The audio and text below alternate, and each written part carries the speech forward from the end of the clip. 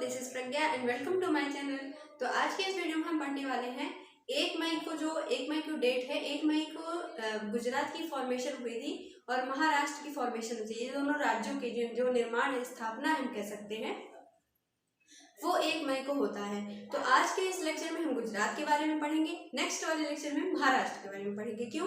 क्योंकि अगर किसी राज्य के स्थापना दिवस या फिर कई फॉर्मेशन डेट आती है तो ऑब्वियस है वहां से आपसे एक ना एक क्वेश्चन, 2 क्वेश्चन, 3 क्वेश्चन वहां से श्योर नहीं पूछा जाता है।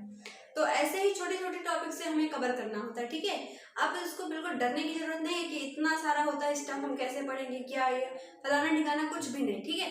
शुरुआत छोटे से करो, आराम आराम से धीरे धीरे हर चीजों को कवर करते चलो। एक लेवल पर आप इस दिन एक ऐसा दिन आएगा जिस टाइम पर आपका जो नीचे वाला लेवल है सारा कुछ कंप्लीट हो जाएगा, ठीक। उसके बाद जो है आराम से आप अच्छे से आगे लेवल के लिए प्रिपरेशन कर पाओगे। तो अपने मन से एक चीज, पहली बात तो मैंने बहुत लोगों को देखा है, उनके मन में एक थोड़ा सा डर जैसा रहता है कि हमसे तैयार नहीं हो पाएगा, बहुत सारा है, पहले ही डर जाते हैं। तुम डरने लायक नहीं हो, तुम डरो मत कभी भी। तुम इतना ज्यादा पढ़ो, इतना ज्यादा पढ़ो, तुम्हारे अंदर से जो डर नाम की चीज है ना, फुर हो जाए। ओके, तो चलिए स्टार्ट करते हैं गुजरात की स्थापना दिवस के उपलक्ष्य पर। उसकी सारी डिटेल्स जो कि हमें एग्जाम के लिए इम्पोर्टेंट है, एग्जाम स्पेसिफिक है, उसको हम पढ़ेंगे, ठीक है। सबसे पहले गुजरात की स्थापना कब होती है? 1 मई 1960 को एक राज्य के रूप में इसको बनाया जाता है। गुजरात और महाराष्ट्र, जब आप मैप में देखोगे तो दोनों अलग अलग हैं। गुजरात नॉर्थ में है, महाराष्ट्र साउथ में है। पहले एक ही में हुआ करता था, दोनों पूरा एरिया एक था। लेकिन 1 मई 1960 को गुजरात का फॉर्मेशन होता है और तो मतलब दोनों राज्य अलग अलग कर दिए जाते हैं। एक ही राज्य में 2 अलग राज्य बनाए जाते हैं। कब? 1 मई 1960 को। इसीलिए जो है गुजरात की फॉर्मेशन वही है और महाराष्ट्र की भी फॉर्मेशन वही है। ओके, तो यहाँ से आपको एक चीज और याद रखनी है कि आपको एक माइंड में अपने दिमाग में रखना है कि 1 मई ये डेट है जिसमें गुजरात और महाराष्ट्र दोनों की फॉर्मेशन एक साथ होती है। अब उसके बाद दूसरा क्या है? कैपिटल इसकी क्या है? गांधीनगर है। बहुत सारे लोग कंफ्यूज हो जाते हैं, उसकी जो कैपिटल है वो अहमदाबाद मांग करते हैं, लेकिन पहले थी अहमदाबाद, अब जो है चेंज हो गई है और हो चुकी है गांधीनगर, ठीक है। अब गांधीनगर हो गई इसकी कैपिटल। अब उसके बाद अगर हम कहें प्रेजेंट में वर्तमान में सीएम कौन है यहाँ के? भूपेंद्र भाई पटेल। और यहाँ के गवर्नर कौन है? आचार्य देवव्रत। गवर्नर और राज्यपाल आपसे, गवर्नर और मुख्यमंत्री यानी कि सीएम और गवर्नर दोनों के आपसे पूछे जाते हैं, या फिर कई बार ऐसा होता है एग्जाम में देखा गया है, एक तरफ गवर्नर का नाम दे दिया जाता है और दूसरी तरफ राज्य का नाम दे दिया जाता है और आपको मैच करना होता है, ठीक है।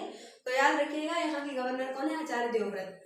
उसके बाद क्या है? इसकी जो सीमा है कि जो बॉर्डर है वो किसके साथ शेयर होता है? राजस्थान, मध्य प्रदेश और महाराष्ट्र, 3 ऐसे राज्य हैं जो कि गुजरात के साथ अपनी सीमा को साझा करते हैं।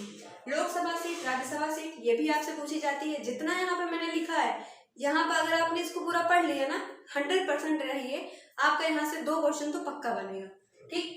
देखो, लोकसभा सीट क्या है? 26, राज्यसभा सीट क्या है? 11। यहाँ पर देखिए राष्ट्रीय उद्यान कौन कौन से हैं? गिर नेशनल पार्क है, नल सरोवर नेशनल पार्क और कृष्ण मृग नेशनल पार्क है। अब यहाँ से गिर नेशनल पार्क क्यों इम्पोर्टेंट है? बहुत ज्यादा इम्पोर्टेंट है। क्यों? क्योंकि जो गिर नेशनल पार्क है वहां पर अफ्रीका से चीता लाए गए हैं और आपसे एक बार क्वेश्चन पूछा गया था कि कौन सा ऐसा राज्य है जहां पर अफ्रीका से चीते को लाया गया है, तो आंसर हो जाएगा गुजरात। लेकिन अगर आपसे नेशनल पार्क पूछे कि कौन से नेशनल पार्क मिलाकर रखा गया है, तो यहाँ पर आंसर हो जाएगा गिर नेशनल पार्क। और जो ये गिर नेशनल पार्क है कौन से पहाड़ी के ऊपर लोकेटेड है, ये भी आप याद रखो। गिर नेशनल पार्क जो है वो गिरनार नाम की पहाड़ियों के ऊपर लोकेटेड है, ठीक है। कौन सी पहाड़ी है? गिरनार, ठीक है। यहाँ पर मैं लिख दूं, लिख दे रही हूँ मैं, गिरनार, ठीक है, ताकि आपको याद रहे, ठीक। ऐसे पॉइंट बना के बीच में लिख लो। अब यहाँ पर नृत्य कौन कौन सा होता है, फिर डांस कौन सा होता है? हुडो, गरबा, भवाई, डांडिया। भवाई आपसे पूछा जा चुका है कि कौन कौन से जो भवाई डांस है वो कौन से राज्य में मनाया जाता है या फिर डांस जो है वो होता है भवाई नाम का, तो आंसर हो जाएगा उसका गुजरात, ठीक। अब उसके बाद यहाँ पर कौन कौन सी पहाड़ियां हैं? विंध्या है, सतपुरा है, गिरनार है, अरावली। देखो मैंने यहाँ पर लिखा है क्या? गिरनार। देखो गिरनार लिखा हुआ है ना, गिरनार के ऊपर क्या है? गिर नेशनल पार्क, ठीक। अब या फिर ऐसे भी पूछा जा सकता है, क्वेश्चन मोल्ड हो सकता है, जिस तरीके से एग्जामिनर क्वेश्चन मोल्ड करता है उस तरीके का आप अपने माइंड में मोल्ड करके चलो। यहाँ से इसके अलावा बाहर से कुछ नहीं जाएगा। हो सकता है क्वेश्चन इस तरीके से पूछा जाए कि भारत में जब जो अफ्रीका से चीता लाए गए हैं उनको कौन सी पहाड़ी के ऊपर रखा गया है ना। क्वेश्चन इंटरेस्टिंग, तो इंटरेस्टिंग क्वेश्चन यहाँ पर बन सकता है। तो गिरनार पहाड़ियों के ऊपर, गिर नेशनल पार्क है तो ऑब्वियस सी बात है कि गिरनार पहाड़ियों के ऊपर रखा गया होगा। ओके, अब यहाँ से देखो जलप्रपात यानी कि वाटरफॉल कौन कौन से हैं? जरवानी, गीरा और बरदा। बरदा पूछा जा चुका है, तो दोनों को और दो ये पूछा जा चुका है, इसको याद रखिए। दो और याद कर लीजिए, हो सकता है दोबारा ये पूछ लिया जाए। ठीक है, अब यहाँ पर देखो कर्क रेखा यहाँ से गुजरती है। ट्रॉपिक ऑफ कैंसर जो है वो भारत के टोटल 8 राज्यों से गुजरती है, और मैंने आपको कई बार इसकी ट्रिक भी बताई हुई है। और ये जो कर्क रेखा है वो सर्वप्रथम कौन से राज्य से एंट्री लेती है भारत में, तो सबसे पहले आती है गुजरात में। ठीक, याद रखिएगा। अब उसके बाद यहाँ पर अब देखिए प्रमुख व्यक्तित्व। यहाँ पर ये जो मैंने यहाँ पर लिखा अलग से, ये पर थोड़ा इस पर फोकस करो। प्रमुख व्यक्तित्व का आपसे क्वेश्चन पूछा जा चुका है, बहुत बार पूछा जा चुका है, और हर एक एग्जाम में पूछा जाता है, ये कभी ओल्ड नहीं होता। देखो, सरदार पटेल, महात्मा गांधी, अनिल अंबानी, रतन टाटा। रतन टाटा यहाँ से इंपॉर्टेंट बन सकता है, क्यों? क्योंकि इनको असोम वैभव अवार्ड दिया गया है। कौन सा अवार्ड दिया गया है? असोम वैभव अवार्ड। असोम वैभव अवार्ड से कुछ याद आया? कहाँ से दिया गया? असोम लिखा हुआ ना, इसका मतलब क्या है? असम। ठीक है, असम से दिया गया है। दयानंद सरस्वती, गुलजारी लाल नंदा, इतने नाम आपको याद रखने हैं। हो सकता है एग्जाम में यहाँ से कोई एक नाम पूछ लिया जाए। उसके बाद देखिए लिखा हुआ है स्टैच्यू ऑफ यूनिटी कहाँ पर है? गुजरात में, सभी को पता है। कितने मीटर्स की है? 182 मीटर की है। और कौन सी झील के, ये अभी एग्जाम में बहुत नया क्वेश्चन बना था, कौन सी झील के पास लोकेटेड है स्टैच्यू ऑफ यूनिटी? याद रखिएगा, कौन सी लेक है? पंचमुली लेक है। और कौन से द्वीप पर स्थित है स्टैच्यू ऑफ यूनिटी? तो उसका नाम क्या हो जाएगा? साधु बेट आइलैंड के ऊपर जो स्टैच्यू ऑफ यूनिटी है वो स्थित है।